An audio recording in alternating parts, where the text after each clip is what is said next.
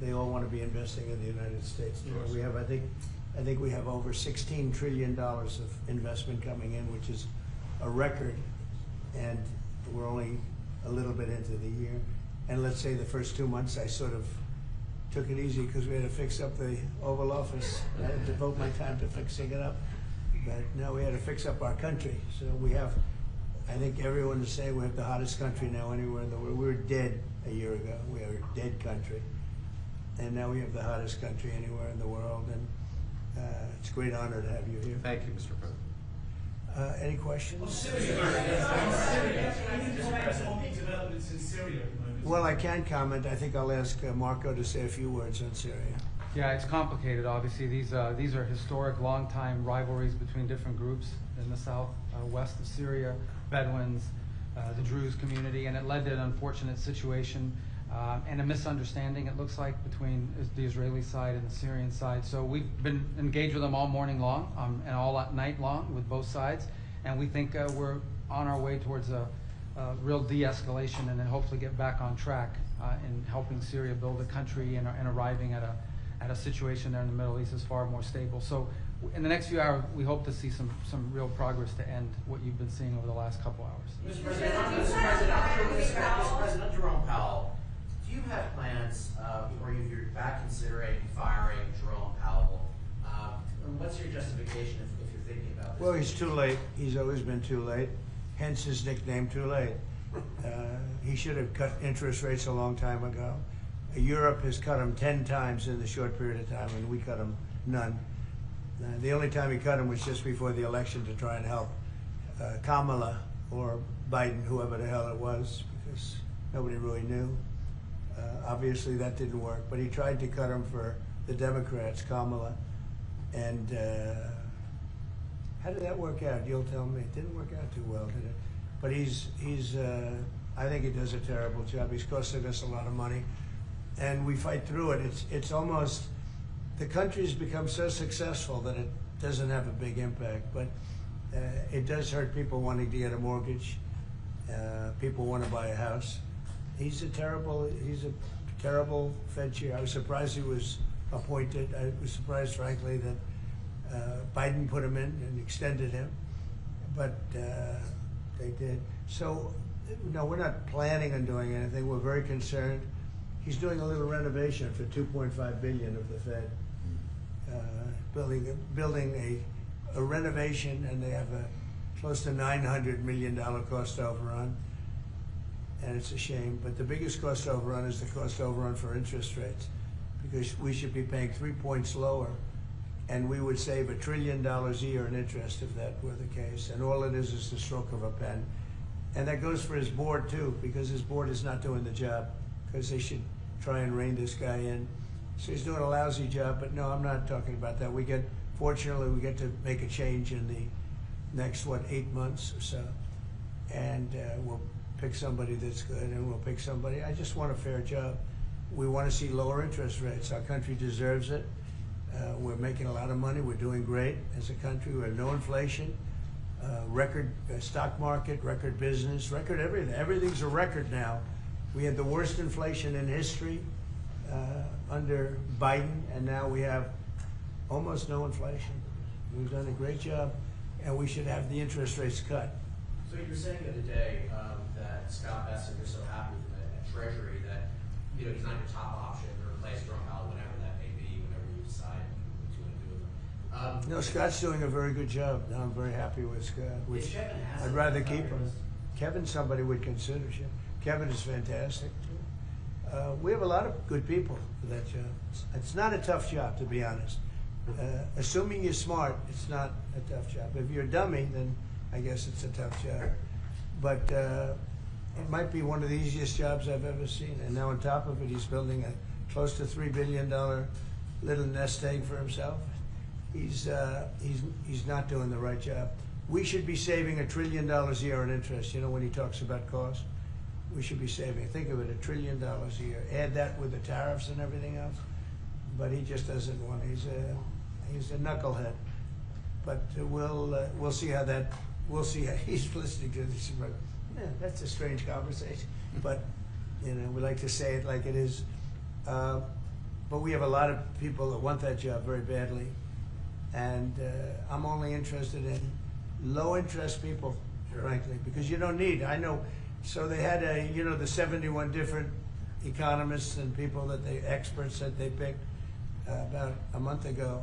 I was the only one, along with one person from maybe the Wharton School of Finance. The two of us got it right. 69 people, including Powell, got it wrong. And he wants to hire thousands of new people to help him decide where we're going in the future. It only takes one good mind. It doesn't take 5,000 good minds. So they're expanding the Fed. It's the dumbest thing I've heard of. But it's very autonomous. Just to follow up on it, sir, are you completely ruling out the idea of firing Jerome Powell? I don't rule out anything, but I think it's highly unlikely unless he has to leave for fraud. I mean, it's possible there's fraud involved with the $2.7 billion renovation. This is a renovation. How do you spend $2.7 billion? And he didn't have proper clearance, et cetera, et cetera. So that's going on. So there could be something to that, but I think he's not doing a good job. He's got a very easy job to do. You know what he has to do? Lower interest rates.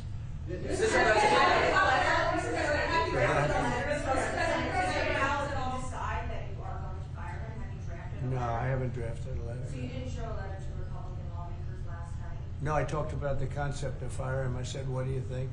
Almost every one of them said I should. But I'm more conservative than they are. Mr. President.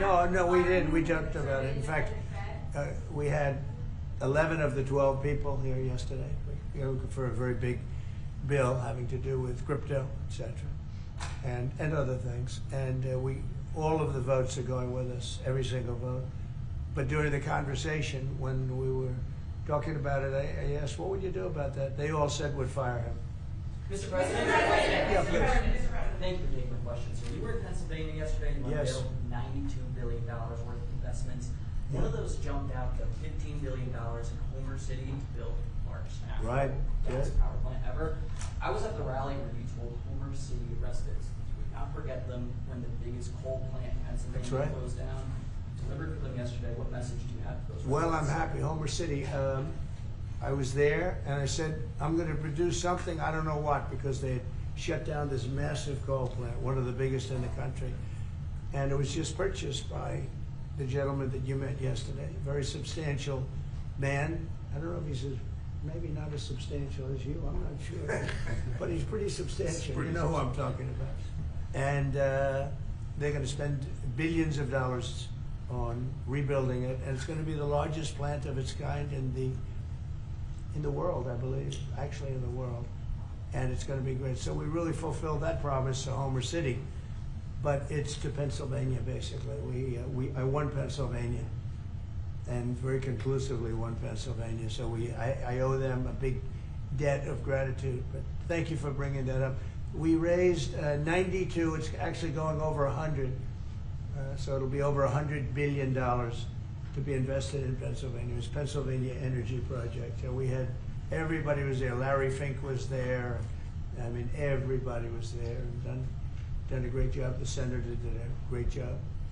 And we were very proud. That was a great meeting yesterday. Thank you very much. Mr. President, actually for each of you, so for the Crown Prince, are you planning on taking any of the Patriot missiles that you're going to receive from the United States and divert those to help Ukraine? We have no current plans, as we have an operational requirement inside Bahrain to keep them there for the present time. At least. He's got plenty of them, too. And Mr. President, on the fentanyl And bill, They're wonderful. They're wonderful pieces of kit. They work very well. American technology is the best. Yep. and on the fentanyl bill that you're That's signing. maybe the most important part of this. He has his choice of everything, and we make the best military equipment by far in the Bar world. none. There's nothing close, right? Bar none. Yeah, thank you. And on the fentanyl bill that you're signing today, do you hope that that's going to restart law enforcement cooperation with China on getting the fentanyl? Yeah, I think China's been helping out. I mean, it's been a terrible situation for many years with fentanyl, but since I came here, we're talking to them, and they're making big steps. They're also, as you know, being penalized. You know that, right? They're being penalized with tariffs because of the fentanyl, but they want to do something. We'll see what happens. Mr. President. Mr. President. Go ahead, please. Thank you, Mr. President. When American from Tampa was beaten to death, he was killed by Israeli settlers in the West Bank. His family has been calling on you to help prosecute his killers. Are you going to do that, American from Tampa? Yeah, your first sentence is really. Go ahead. An American citizen from Yeah. Tampa, Florida, has been killed in the West Bank. His family has been asking you to prosecute him. Are you going to help? You know about Yeah, well, so first of all, have you seen yesterday, Ambassador Huckabee has asked the Israelis to conduct an investigation. We want to get all the information about who was involved. We protect all American citizens anywhere in the world, especially if they're unjustly murdered or killed. So we're gathering more information, but I hope you saw yesterday Ambassador Huckabee in Israel asked the Israeli authorities to produce an investigation and concrete information about who was responsible for his murder. They're reporting that tomorrow. We have a meeting on it. They're going to be reporting that to me. Yeah. Do you think that the Gulf area now is more secure? And do you believe that a negotiation with Iran is necessary at this stage? Well, I definitely believe that the volatility of the situation has been reduced. And we didn't know where it was going to go on the Sunday. We were very glad when we found out on the Monday. Let me put it that way. And should the Iranians want to negotiate, I believe the ball's in their court. That is the true reality of where we stand today. They are the ones that stand to benefit from a negotiation. And they do. They want to negotiate. They want to negotiate badly. We're in no rush because, you know, we said we could have made a deal. They should have made a deal. And then we bombed the hell out of their various places. We're in no rush, but if they want to negotiate, we're here. Yeah. Mr. President, I know you want to move past all this intrigue over the Epstein files, but I do want to ask you to clarify something you said this morning. You said this was all a hoax. Has your attorney It's a big general hoax. told you this was a hoax? What evidence? No, it's not the Attorney General. No, I know it's a hoax. It's started by Democrats. It's been run by the Democrats for 4 years. You had Christopher Wray and these characters and Comey before him.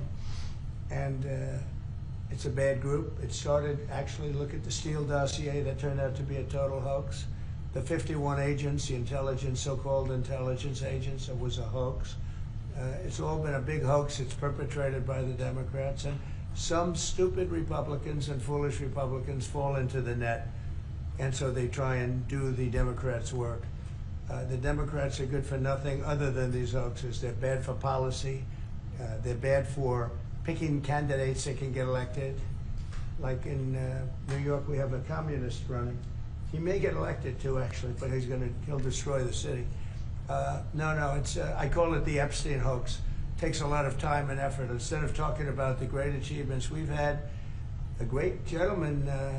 Yesterday, as you know, went on CNBC and he made the statement that Trump may go down as the greatest president of all in the United States. And instead of talking about the things we've achieved, we've had tremendous achievement. They're wasting their time with a guy who obviously had some very serious problems, who died 3-4 years ago. I'd rather talk about the success we have with the economy, the best we've ever had, and all of the things we've done, including the Middle East. I mean, you see it. Instead, they want to talk about the Epstein hoax. And the sad part is it's people that are really doing the Democrats' work. They're stupid people.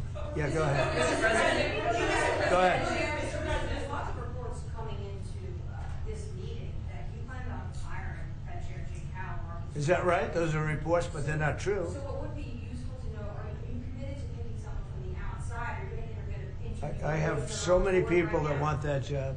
I have people that I've known a long time. They're calling me, begging for the job. You know what you need there? A smart person with common sense, but you need a very smart person for that job. I think it's one of the easiest jobs in government. You show up once a month and you make a statement about where the economy's going, and we're going to raise or lower interest rates. It's probably the easiest job I've ever seen. That's what I'm trying to figure. Why does he want to expand and add more people? He's going to add more economists to tell him what to do. But the economists, I was right. All the economists were wrong. They admitted it. They admitted it this morning. Quiet, quiet, quiet. Go ahead. How you mentioned fraud in an earlier answer. Are you saying you want to investigate the Fed chair for fraud related to this renovation? Well, I think he's already under investigation. He spent far more money than he was supposed to on rebuilding. I didn't see him as being the kind of guy that would want to have parks, rooftop parks and everything else on top of buildings, but who wants to spend that money for the Fed? The Fed is supposed to sit there and say where interest rates are going and a couple of other very easy things to do.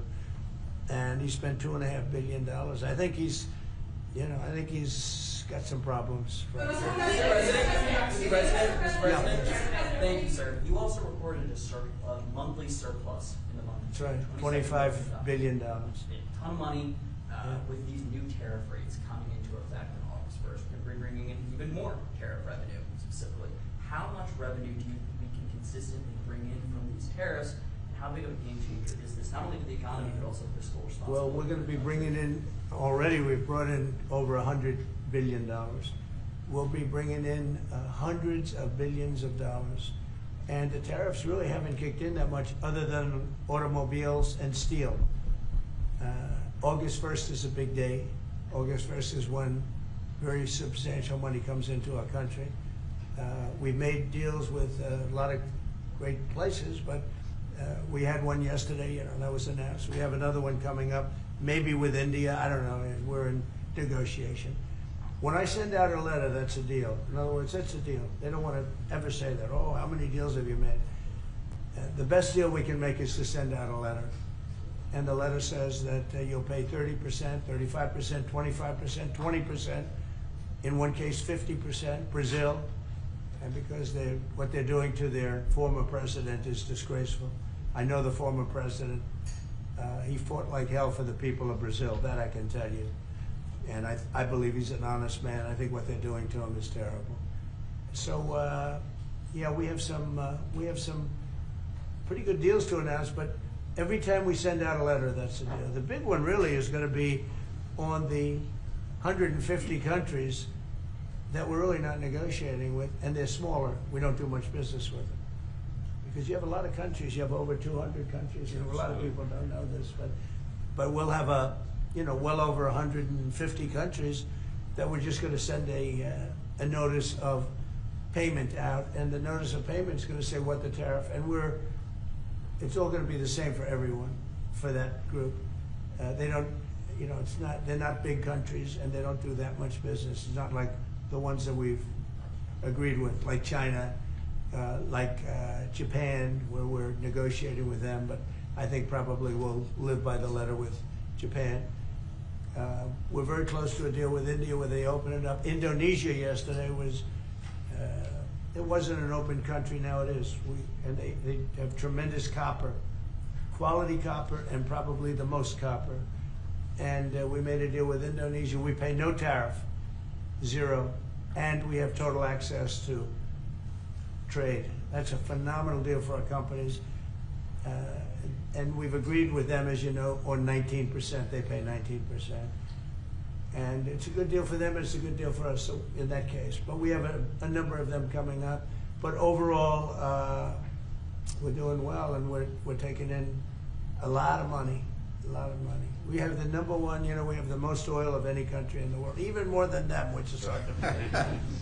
But we have a little larger piece of land, right? We do, sir. But we're number one in the world in oil, and we're drilling, and today it hit $64 a barrel, which is great. And that'll help stop wars, actually. If you want to know the truth, it's going to help stop wars. And we hope to get it down a little bit more. But we have oil down to $2, $2.25, $2.50 in numerous states. We hit one at $1.98 a gallon. And that's a great thing. That's one of the reasons that inflation's in check.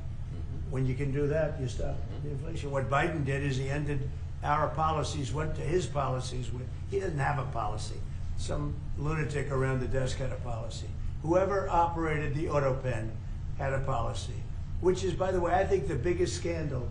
That's the scandal they should be talking about, not Jeffrey Epstein. The scandal you should be talking about is the auto pen, because I think it's the biggest scandal, one of them in American history. So the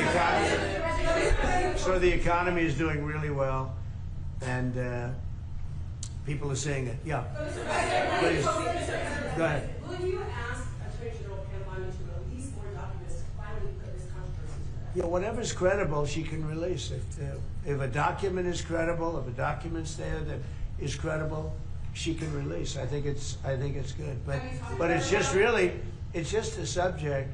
He's dead. He's gone, and all it is the Republicans. Certain Republicans got duped by the Democrats, and they're following a Democrat playbook, and no different than Russia, and all the other hoaxes. They're started by the Democrats, and some Republicans. In this case, I was surprised, but they got duped.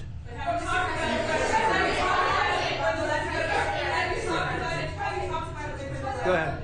President, first of all, you were either high-ranking officials, whether it's been your FBI director or Hamad, they have made some inconsistent statements in the past because. Well, I don't know. I can't speak about him, but I can say that Pam Bondi, I really think that she's done very good. She says, I gave you all the credible information. And if she finds any more credible information, she'll give that too. What more can she do than that? I mean, honestly, what more can she do? And we do have bigger problems. You know, we have problems with millions of illegal people that came in here, and they're killers and murderers. We have 11,888 murderers that were allowed into our country by Biden, sleepy Joe Biden, stupid Joe Biden. He allowed them into our country. And you know what? We got to do something about it. She's got a lot of things she's working on. And, you know, it's very sad that somebody can be waylaid, just get waylaid, but I think she's doing a great job, personally. Go ahead. On your tube session this morning, you mentioned past supporters when you were talking about the Epstein issue. Does that mean that you're effectively disowning any supporters? No, but I lost a lot of faith in certain people, yeah. I lost, because they got duped by the Democrats. The Democrats are good for nothing. They've done a terrible job. They almost destroyed our country. If I didn't get elected, all these numbers you're hearing about, they found $25 billion and another 25 is coming in, and hundreds of billions of dollars is pouring into our country. And we just got the biggest tax cut in history. We just got the biggest regulation cuts in history. There'll be no tax on tips. There'll be no tax on Social Security. There'll be no tax on overtime. There'll be no tax on so many other things. You're allowed to deduct your interest from a car payment. That's never happened before. You borrow interest, you borrow money to buy a car if the car is made in America. And by the way, factories are being built all over America, car factories, AI factories, but you get a deduction on your interest. Nobody ever thought of that before, never happened before. And you know, these are the things that they should be talking about. The big beautiful bill is one of the greatest pieces of legislation ever in this country, and the Democrats have nothing to combat it, so they say, oh, it's death, oh, that's good. And then they give it to the fake news, which is you and a few others, and the fake news talks about the bill is death. The bill is actually life. The bill is life, and it saves our country. This bill is incredible. Look at the results already. So we have $16 trillion being invested in our country. And this great gentleman and his family just came in with another billions of dollars. And if he didn't like the country, if he didn't like where we were going, he's very smart. He'd come, maybe he wouldn't even come. I think maybe he wouldn't even come. You'd save your time. But you know, it's one of those things. But if he didn't like where this country was, he wouldn't be investing billions of dollars in this country. But think of it, $16 trillion, more than has ever been even contemplated before, and we haven't even started yet. So that's what I want to talk about. I want to talk about the success. And the Democrats have nothing to show for what they do. They almost destroyed. They allowed 25 million people to come into our country, gang members, jailbirds, from all over the world, not South America, from all over the world. They allowed them to come into our country from mental institutions, insane asylums, just walk right through. They couldn't come into your country. They couldn't come into any country in the world except our country. And they came in from the worst places, gang members, drug dealers, They all came in. Turn it off, please. They all came in, and I'm doing something about it. We have it under check right now. We got rid of a lot of the murderers already. Some of them we put in our prisons because they're so bad we don't want to take a chance in putting them in a foreign prison, have them come back. But we've done a great job. Our country's in great shape. We literally have the hottest country anywhere in the world right now. And it's true what the king said, what a lot of people said. We were a dead country. 1 year ago, we were a dead country. We were laughed at all over the world. We had Afghanistan with that horrible embarrassment, most embarrassing moment in the history of our country. Look what happened with Russia and Ukraine. That should have never happened. Look what happened with Israel. That would have never happened. Hamas had no money. Iran had no money. There was no money to do an attack like that. All these things that happened that wouldn't have happened if you had good leadership. And that's what you should be talking about. Thank you very much, everybody. Thank you. Thank you very much.